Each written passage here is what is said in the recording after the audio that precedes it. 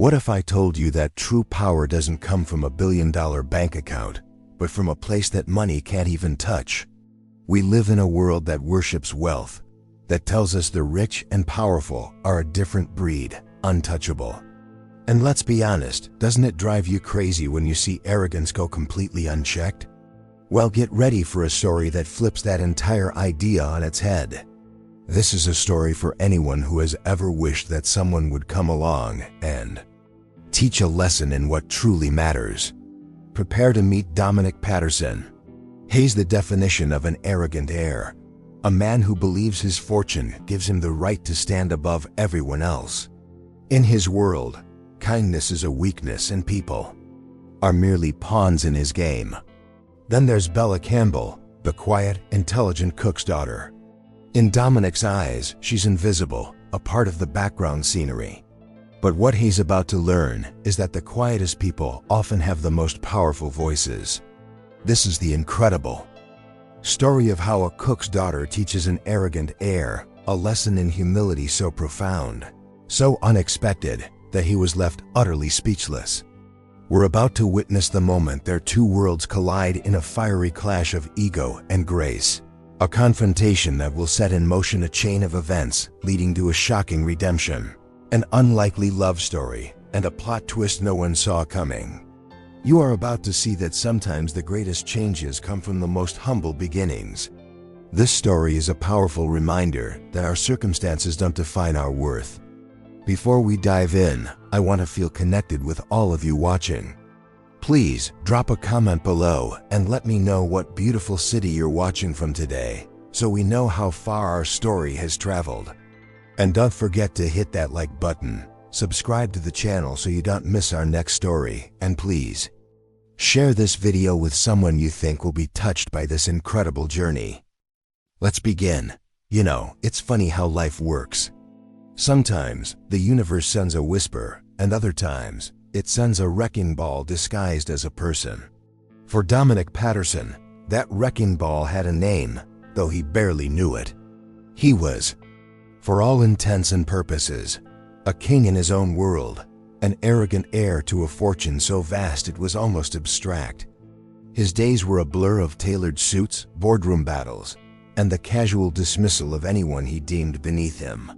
He believed his destiny was simply to be great, without ever questioning what greatness truly meant. In the sprawling Patterson mansion, a world away from the gleaming towers of his empire, lived the other half of this equation. She wasn't a billionaire or a socialite, she was simply the cook's daughter, Bella Campbell. While Dominic commanded boardrooms, she navigated the quiet, unseen corridors of his home, her presence as gentle as the aroma of her mother's cooking. She saw the real Dominic, the one stripped of his titles, and it was a sight that often stirred a quiet, sad sigh within her. This stark rich versus poor contrast was the backdrop to their silent, unknown connection. One evening, amidst the clinking of crystal glasses and the murmur of high society, their two worlds were destined to collide. Dominic, in a display of casual cruelty that was second nature to him, was berating a young valet over a minor scratch on his ridiculously expensive car. His voice, though not loud, was laced with a venom that made the air grow cold. He was making an example of the boy, enjoying the power, completely unaware that his world was about to be turned upside down. This moment was the prelude to an unexpected surprise. That's when it happened.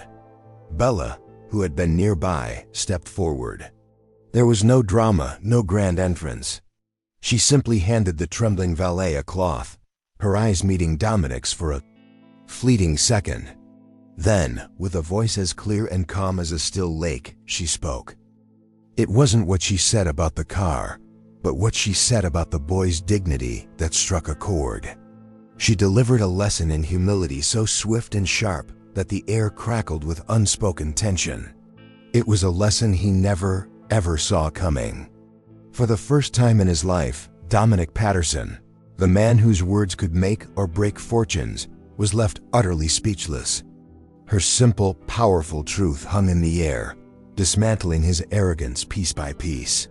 He felt naked, exposed, and dare we say it, humiliated not by a rival or a business tycoon, but by the cook's daughter. It was an emotional shock to his system, a glitch in the perfect, predictable code of his existence. He stood there, mouth agape, as she simply turned and walked away.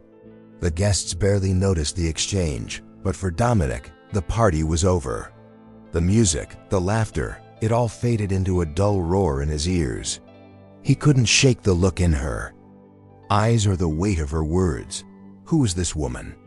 This quiet observer who held a power he couldn't buy or intimidate. He was an arrogant heir who had just been checked by a pawn, and in that moment, he felt a strange, unsettling feeling, the undeniable pull of destiny beginning its work, a secret chapter of his life just starting to unfold. Let's be clear, Dominic Patterson didn't just live in a bubble, he owned the factory that manufactured it. His reality was cushioned by layers of wealth so thick that the concept of no was purely theoretical. For him, the world was a vending machine, and he had an infinite supply of coins. This wasn't just privilege, it was a self-imposed godhood, a belief system where his net worth equated to his human worth. As the quintessential arrogant heir, he saw people not as individuals, but as assets or liabilities in his personal portfolio. Nowhere was this worldview more apparent than in his own home. The staff were like ghosts in the machine, functional and utterly invisible. He'd walk past them without a glance, their years of service rendered meaningless by his complete and total indifference. This was the most brutal aspect of the rich versus poor dynamic in his life. It wasn't outright cruelty, but a soul-crushing lack of acknowledgement. They weren't people to him, they were extensions of the house itself, no different from a lamp or a chair, existing solely for his comfort and convenience. You could see it in the little things. A coffee cup placed on a priceless, antique table, leaving a ring he wouldn't deign to wipe himself, simply expecting it to vanish. He'd drop a coat on the floor, not out of anger, but with the serene confidence that hands would appear to pick it up. He never learned their names, their stories, or their dreams. Why would he? In his mind, his role was to command and theirs was to obey. A simple transaction that required no emotional investment from a busy billionaire like him. This philosophy was the bedrock of his existence. Power was the only currency that mattered. He mistook the fear he inspired in his employees for respect, the silence he commanded for admiration. He couldn't grasp the profound difference between the two because he had never experienced genuine, earned loyalty. His relationships were all transactional, from his business partners to his romantic entanglements. Everyone wanted something from Dominic Patterson, and he was more than happy to play that game, believing he was always in control. But here's the thing about living in a gilded cage: it's still a cage. For all his power and possessions, his life was a hollow echo. He was surrounded by people, yet profoundly alone, a man starving for connection in a banquet of superficiality. He had wealth but no richness, status but no substance. This was his great, unspoken secret, the emptiness that gnawed at him in the quiet hours of the night, a void that no amount of money could ever hope to fill. And so, he continued his charade, blissfully unaware that the foundations of his lonely kingdom were cracking.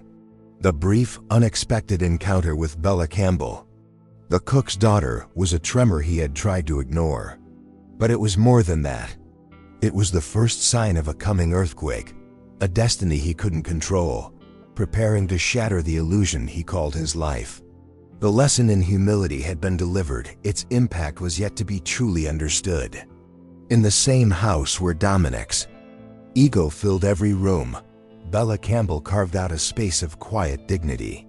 She was more than just the cook's daughter, she was a keen observer, a silent student of human nature. While her hands were busy helping her mother, her mind was always working, piecing together the subtle dramas of the Patterson household. Her intelligence wasn't loud or boastful, it was a deep, perceptive wisdom that saw beyond the surface of things. Her defining trait, however, was an unwavering kindness, a quality as rare in that house as a budget airline ticket. From her unique vantage point, she had a front row seat to the spectacle that was Dominic Patterson. She saw the arrogant heir in all his glory, the casual dismissals, the flashes of temper, the profound loneliness he tried to mask with bravado. But where others saw a monster, Bella saw a tragedy. She saw a boy who had been given everything except the tools to build a meaningful life. The stark rich versus poor reality wasn't about money for her, it was about the poverty of his spirit, a deficit no billionaire could ever pay off. Her relationship with the rest of the staff was a testament to her character. While Dominic was a source of fear, Bella was a source of comfort. She knew everyone's name, their children's birthdays, their secret worries. She'd listened to their troubles with genuine empathy, offering a kind word or a helping hand without a second thought. She was the heart of the downstairs world, a silent leader whose authority came not from power, but from respect. This ability to connect was a treasure she held, one Dominic couldn't even comprehend. She often recalled specific moments like watching Dominic speak to his own father with a chilling lack of warmth, their conversation a cold exchange of business points. She saw him end a relationship via a text message, outsourcing the emotional fallout to his assistant. Each observation wasn't stored as gossip, but as a piece of a puzzle she didn't even know she was solving. It was a study in profound, heartbreaking emptiness, and it stirred in her a feeling that went beyond mere pity. Here lies Bella's greatest secret, hidden beneath her quiet disapproval, was a flicker of hope. She sensed, deep down, that the man he was wasn't the man he had to be. It was a foolish romantic notion, perhaps, but she couldn't shake the feeling that there was a path to redemption for him. She saw a flicker of the lost boy behind the man's cold eyes, a potential for greatness that had nothing to do with his bank account. This was the beginning of her own journey of overcoming the limitations of her role. Of course, she never planned to do anything about it. Her place was in the background, a silent witness to the gilded pageant. But fate, as we know, rarely consults our plans. It has a funny way of pushing the most unlikely people into the spotlight.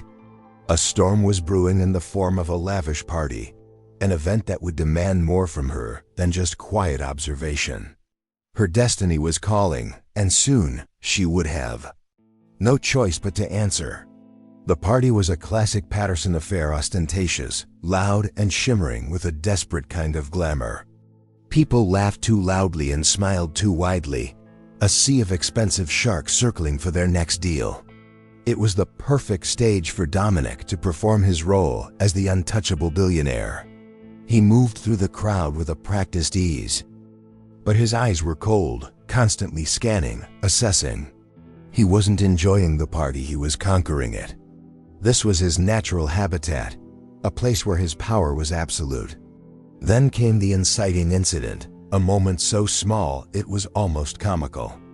A young waiter, visibly nervous in the presence of such wealth, stumbled ever so slightly, spilling a few drops of red wine on the toe of Dominic's $1,000 shoe.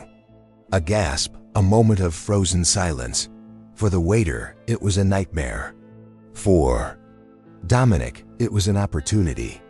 An opportunity to reinforce his dominance, to remind everyone in the room exactly who he was.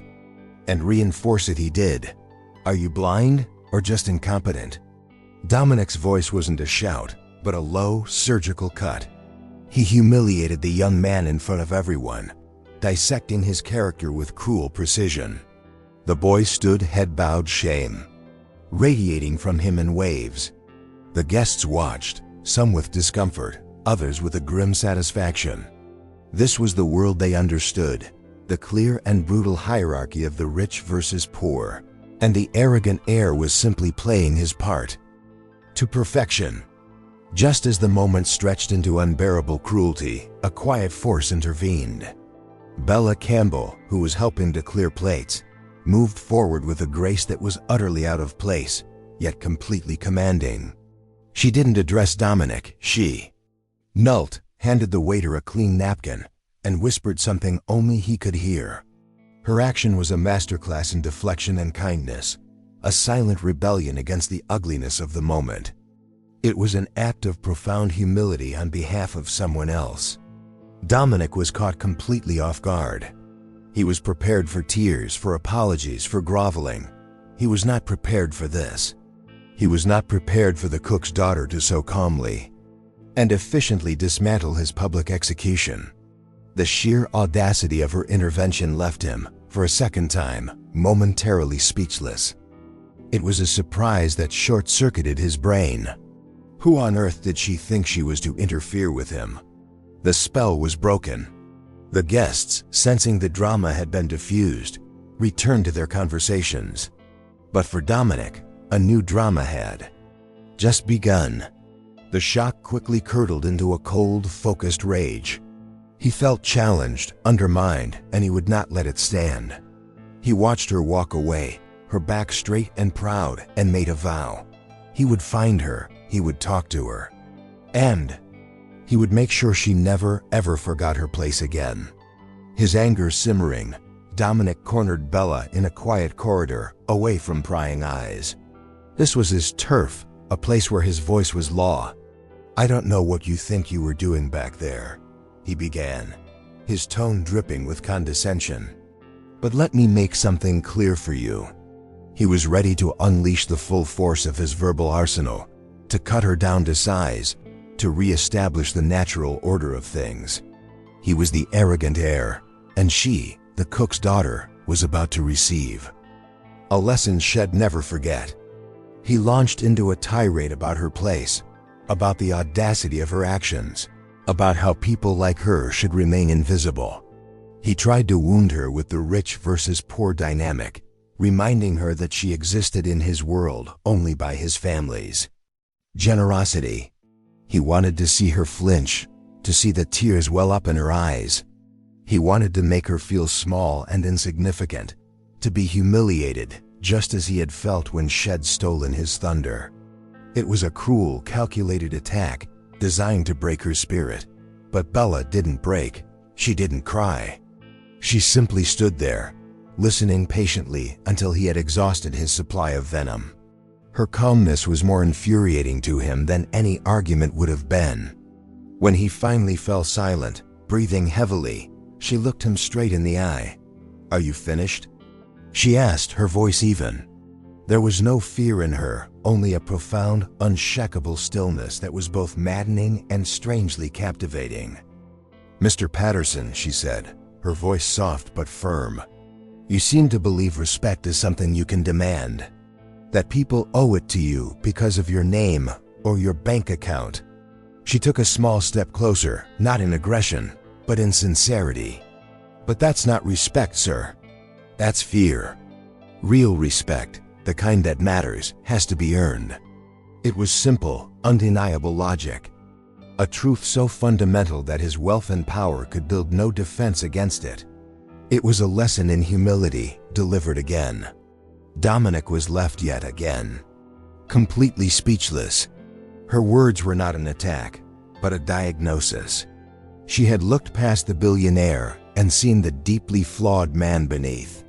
He had come to crush her, but he was the one who felt dismantled. Every insult he had hurled felt cheap and hollow in the face of her quiet dignity. It was an emotional checkmate he never saw coming, a complete reversal of power that defied all the rules of his world. He had no comeback, no witty retort, no crushing put-down. He was empty. For the first time, he felt the full weight of his own ugliness, reflected in her clear, honest gaze. Without another word, he turned and walked away, his mind reeling. The encounter had not put her in her place, it had made him question his own. This was more than just an argument, it was a turning point, a crack in his armor that might just be big enough for the light to get in. A plot twist in his own life story was brewing.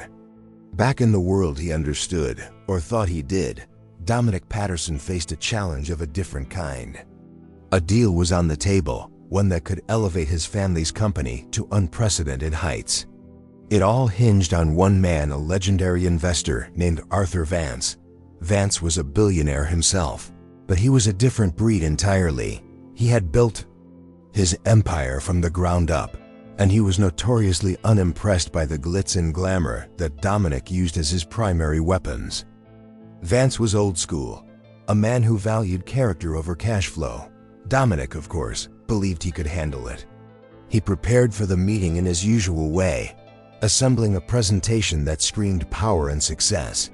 He chartered a private jet for Vance, booked the most expensive restaurant in the city, and had a ridiculously priced bottle of wine waiting. He planned to overwhelm him with the sheer scale of his wealth, to show him that he was dealing with an equal. It was the only strategy the arrogant heir knew, a full frontal assault of luxury. The problem was, Arthur Vance didn't care. He was a man who famously still drove his 10-year-old truck and preferred a simple cup of coffee to vintage champagne. He was looking for a partner he could trust, someone with grit, integrity, and a genuine connection to their work. He wasn't investing in a company, he was investing in a person. And Dominic, with his flashy displays and slick talk, was failing the test before it had even truly begun. Humility was Vance's currency, and Dominic was bankrupt. This put Dominic in an incredibly frustrating position. He felt like he was speaking a language Vance refused to understand. Every attempt to impress seemed to backfire, earning him little more than a polite, unreadable smile from the older man. The deal, which he had considered a surefire win, was slipping through his fingers, and he had no idea why. His usual tactics were useless, and it was driving him to the brink of desperation. The power he relied on was suddenly, terrifyingly, irrelevant. He was so consumed with this professional crisis that he barely noticed the quiet goings-on at the estate, where, by a stroke of pure destiny, Arthur Vance was staying as a guest. Dominic was too busy planning his next grand, failing gesture to see what was right in front of him. He was trying to solve a puzzle using all the wrong pieces, blinded by an arrogance that prevented him from seeing the simple human solution. A solution that was walking the halls of his very own home. And this is where our story takes another turn. Because while Dominic was failing to connect with the man who held his future in his hands, someone else was succeeding without even trying. Someone who didn't have a multi-million-dollar presentation, but had something far more valuable. Someone who understood the language of authenticity that Dominic couldn't speak. The answer to his problem was closer than he could ever imagine, and it came in the form of the cook's daughter. The grand dinner was a catastrophe, at least from Dominic's perspective. He had orchestrated what he thought was a symphony of power, with rare foods and talk of massive projections. But Arthur Vance seemed more interested in the pattern on his dessert plate than in Dominic's monologue about market domination. The investor would ask simple, direct questions about company culture or employee satisfaction, and Dominic would pivot back to profit margins. It was a dialogue of the deaf, and Dominic was losing his patience. He couldn't understand the disconnect. In his world, success was the ultimate argument. He was offering Vance a golden ticket, a chance to partner with one of the most powerful families in the country. Why wasn't he jumping at it? The frustration began to show, cracking the polished veneer of the arrogant heir. He grew defensive, his answers becoming shorter, sharper. The more he tried to assert his power, the more it seemed to repel the very man he needed to attract. He was being subtly humiliated by Vance's complete lack of awe. After another failed meeting, Dominic retreated to his study, the frustration churning in his gut. He threw a crystal glass against the fireplace, the sound of it shattering a poor imitation of the storm inside him. This deal was supposed to be his legacy the moment he stepped out of his father's shadow. Instead, he was being stonewalled by an old man who seemed to value folksy wisdom over financial genius. It felt like a personal rejection, a deep insult to everything he was. The billionaire was having a tantrum. He replayed their conversations in his mind, searching for a mistake, a flaw in his logic. but he couldn't find one. His proposals were perfect, his numbers were solid. The problem wasn't the deal, it was him. And that was a reality he was not equipped to face. Admitting personal failure was not in his programming. It had to be Vance's fault. The man was eccentric, a relic. Yet, the fact remained Vance held all the cards, and Dominic was playing a losing hand. This sense of powerlessness was a new and terrifying feeling. He was used to bending the world to his will, not the other way around.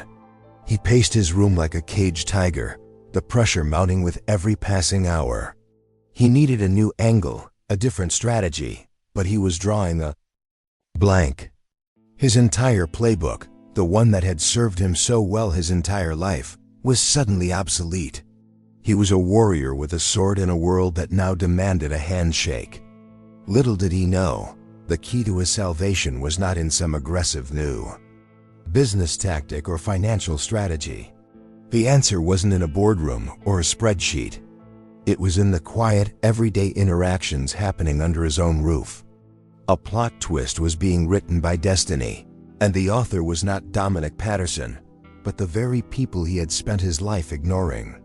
His desperation was about to force him to look for answers in the last place he'd ever imagined.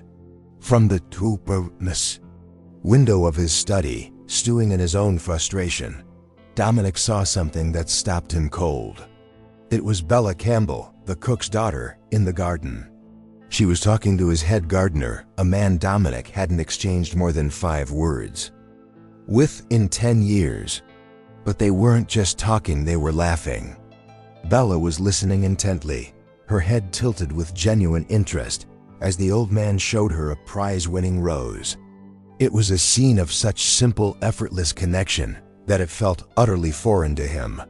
Later that day, another scene unfolded. Arthur Vance's grandchildren were visiting the estate, and they were, to put it mildly, a handful. Dominic had avoided them like the plague.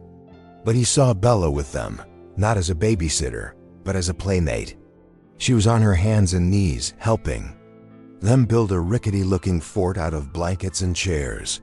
The sound of their genuine, happy laughter drifted up to his window, a stark contrast to the strained silence of his own meetings. Her kindness was a natural resource she had in abundance. The real blow, however, came that evening. He saw Arthur Vance himself walking in the garden, looking pensive. Bella approached him, not with a business proposal, but with 2 cups of tea. Dominic watched from a distance, hidden in the shadows, as they sat on a bench and simply talked. There was no agenda, no power play. It was just a conversation. And he saw Vance, the impenetrable investor, smile. A real, unguarded smile. A smile he had never once managed to elicit. It was in that moment that the horrible, humbling truth crashed down on him. Bella possessed a currency he didn't even know existed. It wasn't about money or power, it was about authenticity. She connected with people, from the gardener to the billionaire investor, with a natural warmth that he completely and utterly lacked. She navigated the human world with a grace and ease that made his own efforts look clumsy and brutish. The rich versus poor dynamic had been flipped on its head. She was rich in a way he could only dream of being. He felt a pang of something he couldn't identify. It was a bitter cocktail of jealousy, admiration, and shame. He, Dominic Patterson, the master of the universe, was being outclassed in the art of being human by the one person he had tried so hard to put down. She wasn't trying to impress anyone, she was simply being herself.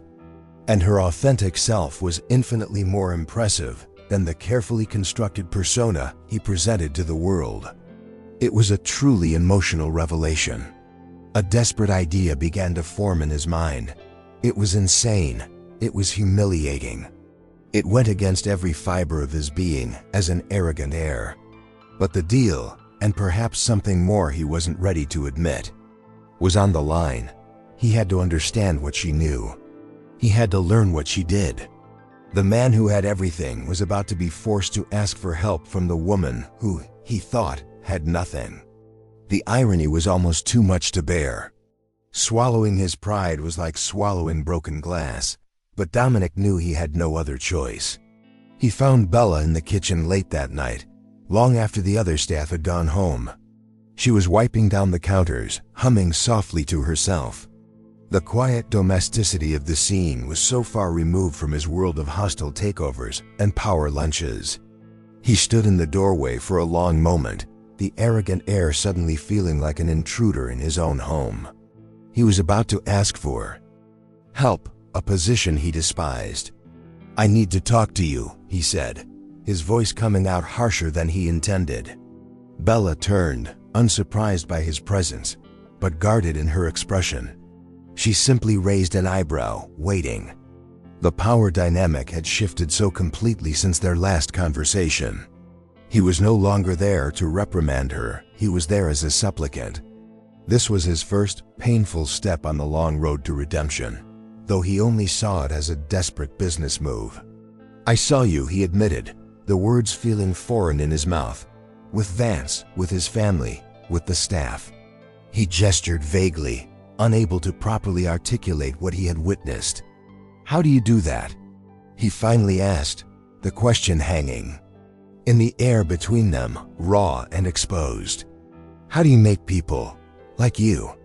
It was the most vulnerable he had ever been, admitting a lack of failure that cut to the very core of his identity. He felt utterly humiliated by his own need. Bella looked at him for a long time, her expression unreadable. She could have laughed. She could have reminded him of his own cruelty, thrown his words back in his face.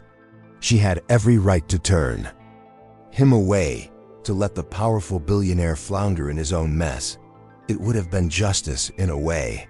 The tension in the room was thick with unspoken history, with the vast, gaping chasm of the rich versus poor divide that separated them. But Bella didn't do any of those things. Instead, she saw the desperation in his eyes, the genuine confusion of a man so lost he didn't even know which way was up. And in that moment, she made a choice. It wasn't for him, not really.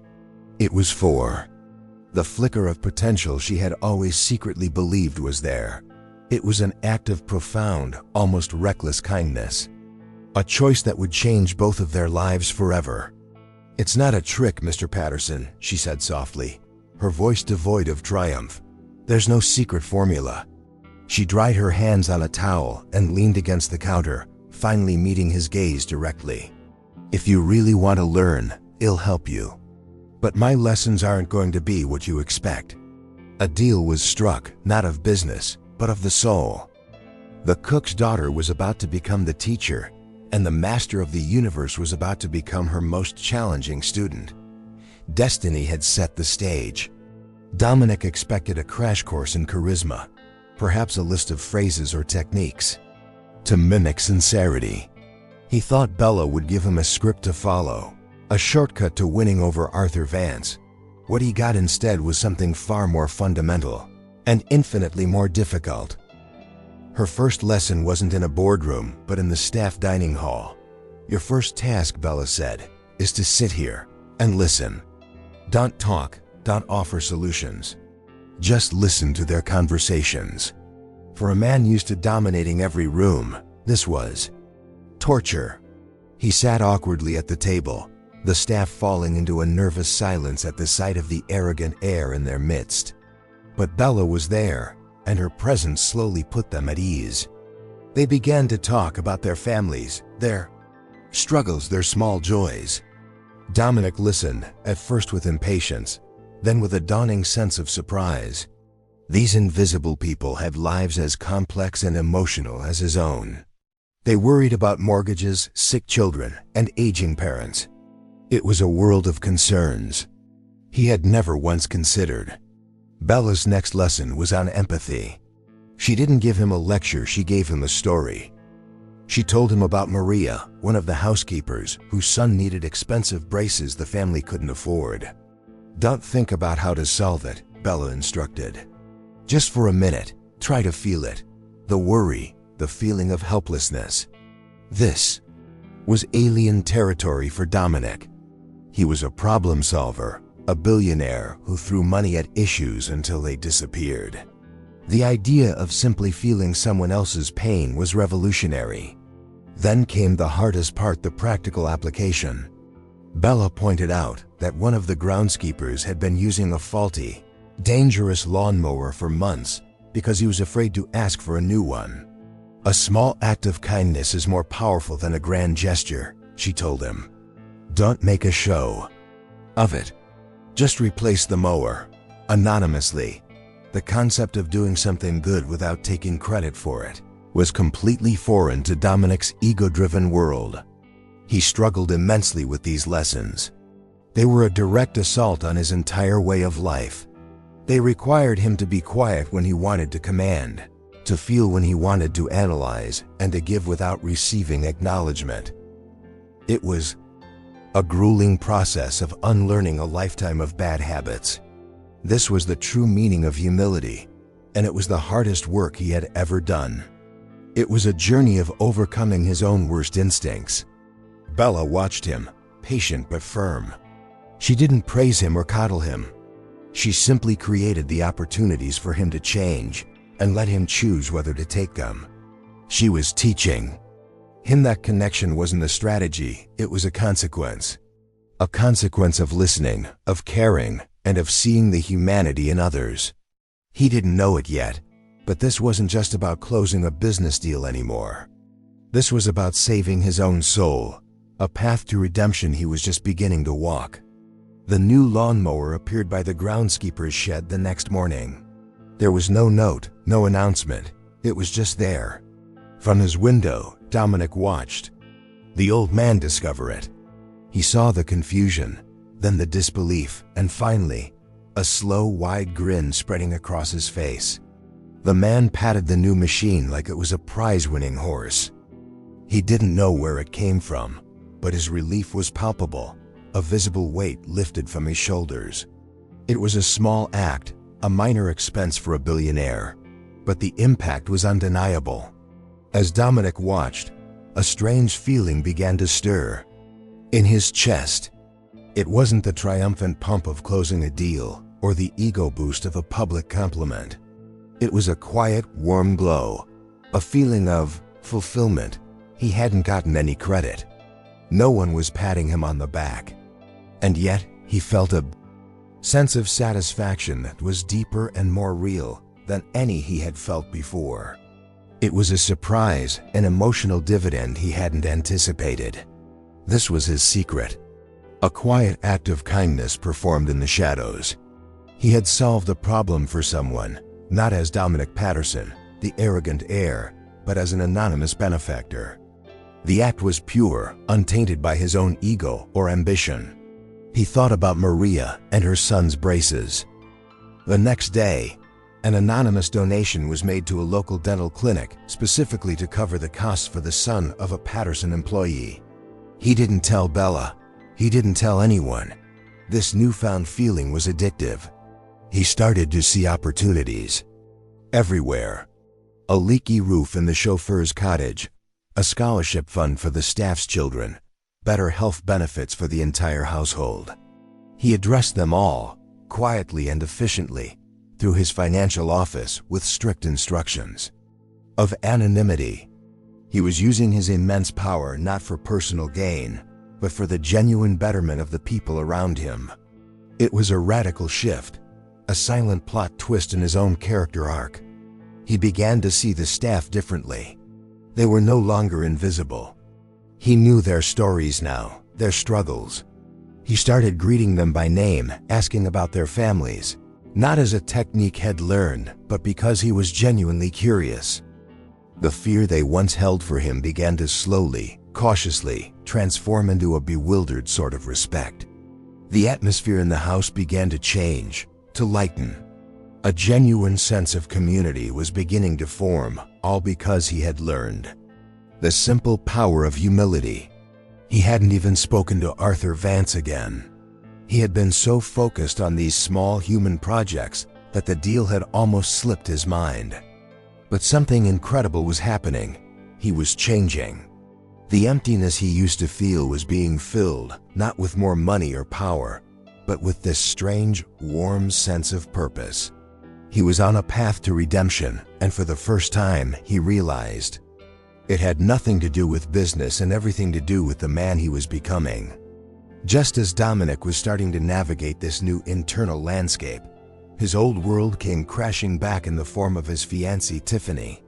She was, in every sense, his female counterpart, beautiful, wealthy, and possessing an ego as vast and polished as her collection of diamonds.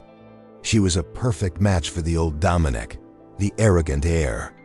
Theirs wasn't a love story, it was a merger, a strategic alliance of two powerful families. She represented everything he used to value. One afternoon, Tiffany spotted Bella arranging flowers in the main hall. "Oh, look," she said to Dominic, her voice dripping with saccharine condescension. "The little cook's daughter is playing decorator. It's almost cute how they try to have taste." She laughed, a sharp, brittle sound that grated on Dominic's newly sensitized ears. She saw Bella not as a person, but as a quaint, simple-minded creature, an object of amusement in their gilded world. In that moment, hearing Tiffany's words, Dominic saw a horrifying reflection. Her casual cruelty, her dismissive tone, her complete lack of empathy. It was him. It was the man he had been just a few weeks ago. He looked at his fiancée, at her perfectly manicured nails and her cold, judgmental eyes, and he felt a profound sense of revulsion. The world he had built, the values he had championed, suddenly looked incredibly ugly and hollow. He was speechless, not from shock, but from shame. Tiffany, oblivious to his internal crisis, continued her mockery. "You must get so bored, dear," she said directly to Bella, who simply continued her work with quiet dignity. "All this dusting and cooking. Don't you ever wish you had a real life?" The words were meant to be a sting, a reminder of the rich versus poor divide, a way to put Bella firmly in her place. But the insult didn't land on Bella, it landed squarely on Dominic, knocking the wind out of him. He looked from Tiffany's sneering face to Bella's calm, composed one. He saw the vast difference between them. One was decorated in wealth, but was utterly impoverished within, while the other had little in material possessions, but possessed a richness of spirit that was priceless. It was a moment of absolute, painful clarity. He was engaged to a woman who embodied his worst qualities, while he was secretly taking life lessons from a woman who embodied his best aspirations. This was the final nail in the coffin of his old self. The casual ugliness of Tiffany's comment was the catalyst he needed to see his life for what it was, an empty, gilded cage shared with people who were just as trapped as he was. He felt a desperate need to protect Bella, to defend her, but more than that, he felt a powerful urge to reject everything Tiffany stood for. A secret decision began to form in his heart, a choice that would lead to his ultimate redemption or his total ruin. The lessons continued, but they slowly evolved from formal instruction into something more organic. Dominic found himself seeking out Bella's company, not just for advice, but for the sense of peace she brought him. They would walk through the gardens, and she would tell him about her dreams of opening a small community cafe. It wasn't a grand ambition like his, not about conquering or dominating, but about creating a space for people to connect. A space built on the principles of kindness she lived by. He started to share things with her, things he had never told. Another soul. He spoke of the immense pressure from his father, the suffocating expectation that came with his name. He confessed his secret fear of being a fraud, of being nothing without his family's money. With Bella, he wasn't the arrogant heir or the powerful billionaire, he was just Dominic. And she listened, offering not pity, but genuine understanding. It was an emotional intimacy he had never experienced. He compared his life to a whirlwind of joyless parties, shallow conversations, and transactional relationships with hers. Her life was filled with purpose. She found joy in simple things, a perfectly baked loaf of bread, a shared laugh with a friend, the success of her small garden. He began to realize that she was the truly wealthy one. The rich versus poor narrative he had always believed in was a lie. He had the money, but she had the life. This realization was both liberating and terrifying. Everything he had chased, everything he had been taught to value, now seemed like a hollow prize. He looked at his future with Tiffany and saw a desert, an endless expanse of materialism devoid of any real connection. Then he looked at Bella, the humble cook's daughter, and he saw an oasis. He was falling in love, and it had nothing to do with status or appearance. It was a true love story, born from a journey of humility and self-discovery. He started noticing the small details about her, the way her eyes lit up when she talked about a new recipe, the focused frown she got when she was tending to a sick plant, the easy grace with which she moved through the world. These observations filled a space in him he didn't even know was empty. He was seeing her not just as a teacher, but as a woman, and the sight left him, in the best possible way, speechless. This growing affection was a complication he couldn't ignore. He was engaged, she was an employee. The chasm between their worlds seemed insurmountable. Yet, the connection between them was the most real thing in his life. He was standing at a crossroads, forced to choose between the life that was expected of him and the life his heart was beginning to crave. The path to overcoming his circumstances was clear, but it would require a leap of faith that scared him more than any business deal ever could. The change in Dominic was no longer just internal, it began to manifest in concrete actions. He started his mornings not in his home office, but in the staff kitchen, getting a cup of coffee and actually talking to the people there. He learned that the pension plan for the household staff was woefully outdated, a relic from his grandfather's era. The old Dominic would have never known or cared. The new Dominic called his CFO and ordered it to be overhauled, tripled, and backdated. When he overheard a manager speaking condescendingly to a young maid, he didn't let it slide. He stepped in, not with the fury of the old arrogant heir, but with a calm, firm authority. "That's not how we speak to our colleagues here," he said. Word colleagues is surprise to everyone present. He corrected the injustice on the spot, ensuring the maid was treated with the dignity he was finally beginning to understand. The manager was stunned, the maid was speechless. These were not grand public gestures. Most of it happened behind the scenes. He discovered the staff's insurance didn't cover certain essential treatments and had it changed immediately. He instituted a bonus system based on years of service, a tangible reward for loyalty. He was dismantling the systemic neglect that had been a hallmark of the rich versus poor culture within his own home, a culture he had perpetuated for years. It was a quiet, determined path to redemption. The staff's reaction was a slow burn, moving from suspicion to cautious curiosity, and finally to genuine, surprised respect. They had been terrified of him for so long that his newfound kindness was disorienting. But as the positive changes continued, they started to see it was real.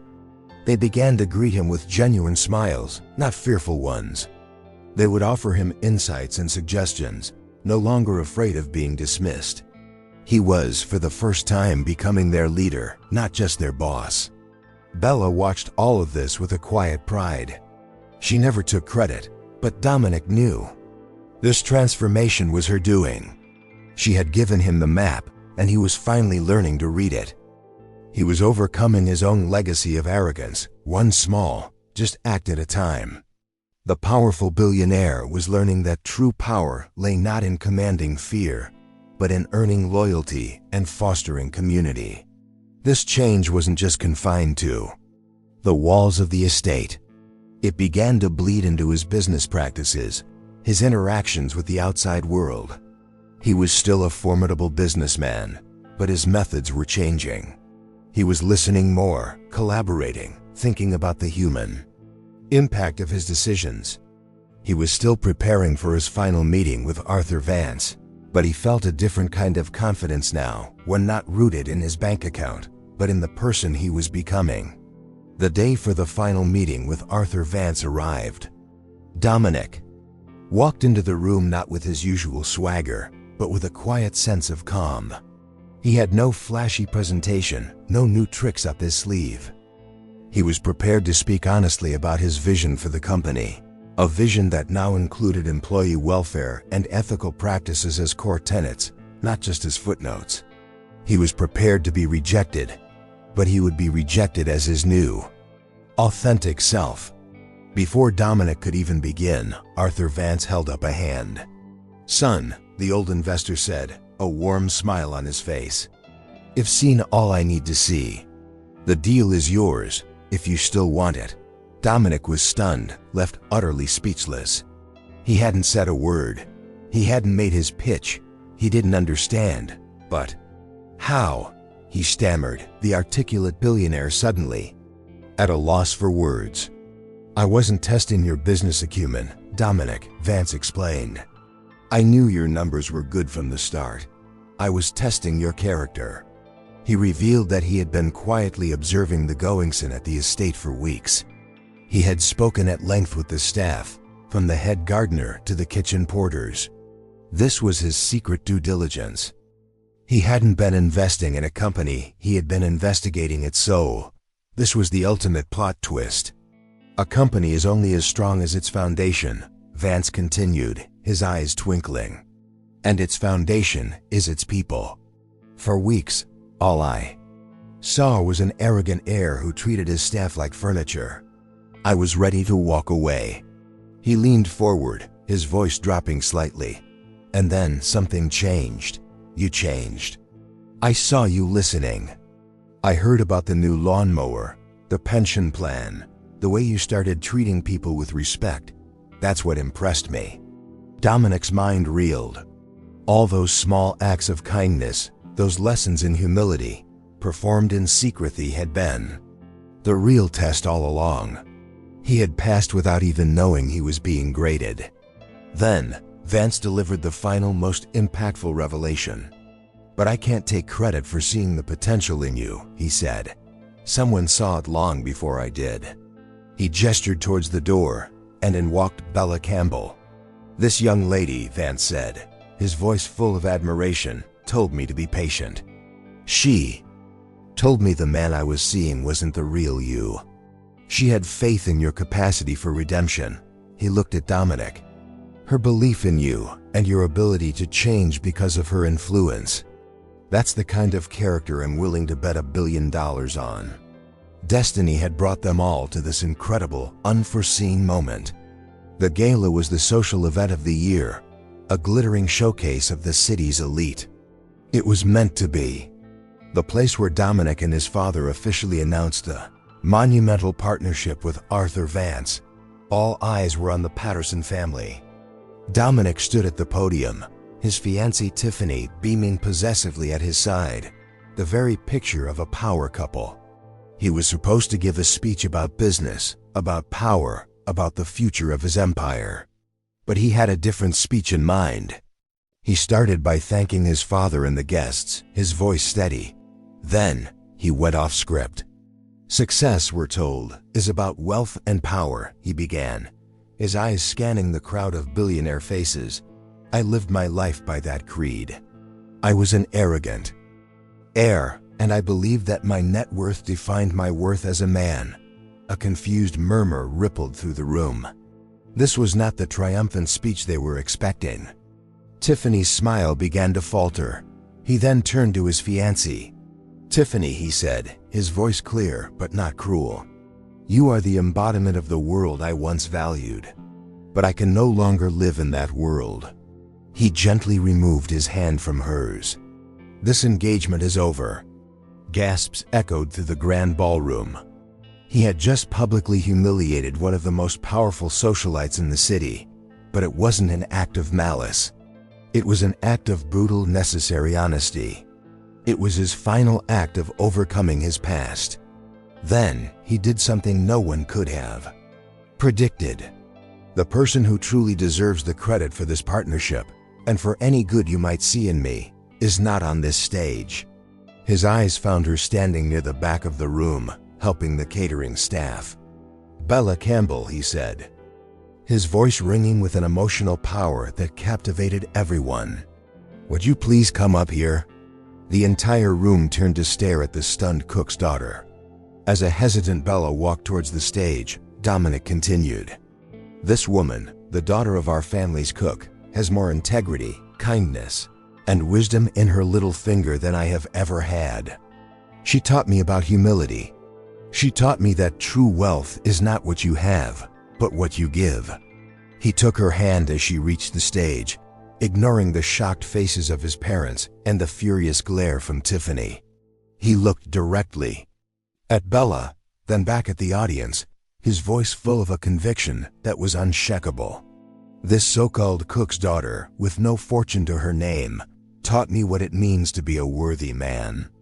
She is the architect of my redemption, the heart of this success, and the woman I love." He honored her in front of the entire world that had always deemed her invisible. The crowd, his family, the elite guests were all utterly, completely speechless. The ultimate love story had just been declared, rewriting their destinies forever. And just like that, a world was turned upside down, or perhaps turned right side up for the very first time. What a journey we've been on together. We saw an arrogant heir, a man who had everything, realize he had nothing of value. And we saw a cook's daughter, a woman who the world saw as having nothing, prove that she held all the riches that truly matter: kindness, humility, and integrity. It's a powerful reminder that our true worth is measured by how we treat others, not by the size of our bank account. Dominic's journey to redemption wasn't easy, but his story, their love story, shows that it's never too late to change, to choose a better path. This story really touched us, and we hope it touched you too. If you felt that emotional connection, please take a moment to hit that like button. It truly helps our channel grow and share more stories like this one. Now we want to hear from you. What part of this story impacted you the most? Was it the moment Bella stood up to Dominic for the first time? Was it his secret acts of kindness? Or was it that final breathtaking moment at the gala? Let us know in the comments below. And be honest, did you expect an ending like this, or did you have a different plot twist in mind? We love reading your thoughts and seeing how the story resonated with you. If you haven't already, please consider subscribing to our channel and turning on notifications so you never miss out on our next video. We have a whole library of older videos filled with stories of overcoming, surprise, and destiny just waiting for you. Thank you for spending your time with us today, and we can't wait to see you in the next one.